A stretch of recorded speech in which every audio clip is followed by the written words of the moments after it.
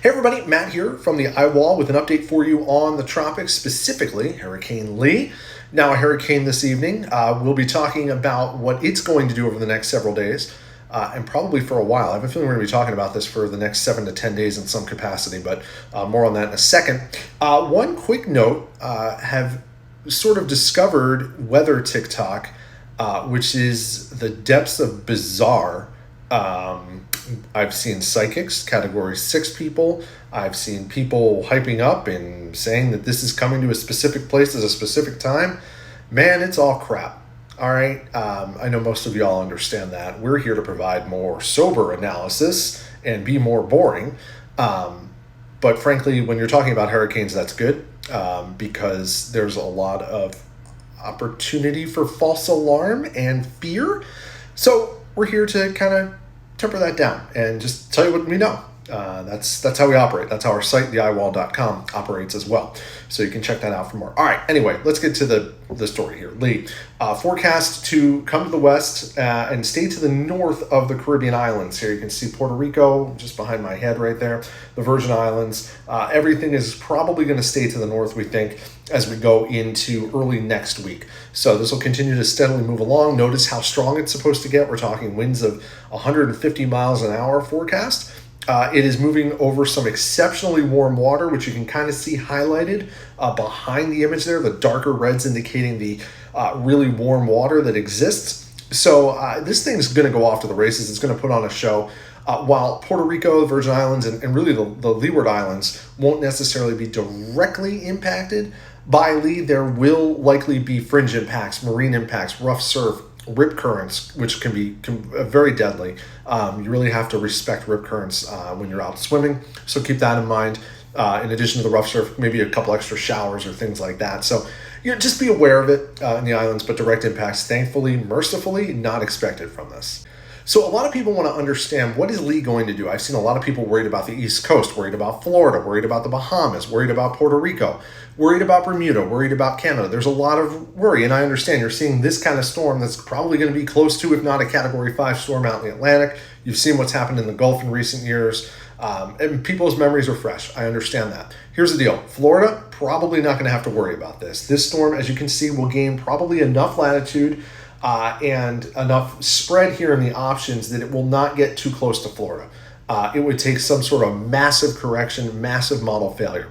The end of this run right here, where all these L's are located, indicates the point in time that the European ensemble, so you take a model, run it 51 different times, and come up with 51 different solutions. And of the 51 different solutions, this is what they're forecasting next Thursday. So we're talking over a week from now. A long way out in time, but you can see everything spreads from just east of the Bahamas to all the way out in the middle of the Atlantic, to near and east of Bermuda, probably south of Bermuda, but to the east side of Bermuda. So we're going to be watching this over the next several days. We don't really have a good consensus, and this is really important to note, this spread, just how wide it is. We're talking probably about, 500 miles across in options here. What that tells me as a meteorologist is I can't tell you where this thing's going to be in 8 days with any kind of confidence.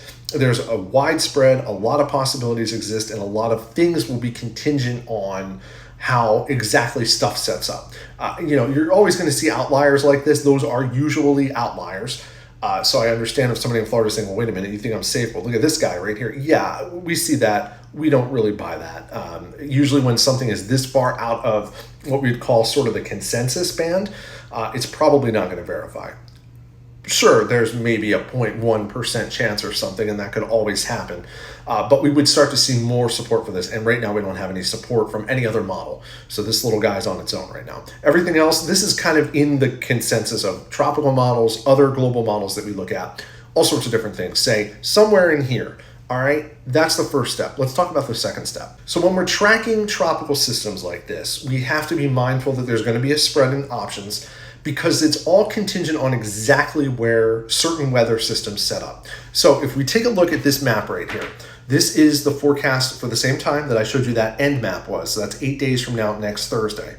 Here's Lee, right here, somewhere in here. We think it's going to be somewhere in this general area, east of the Bahamas, south of Bermuda. We have a couple players on the field. Number one, we have high pressure here in the middle of the Atlantic. This is really, really skinny at this point. It has weakened.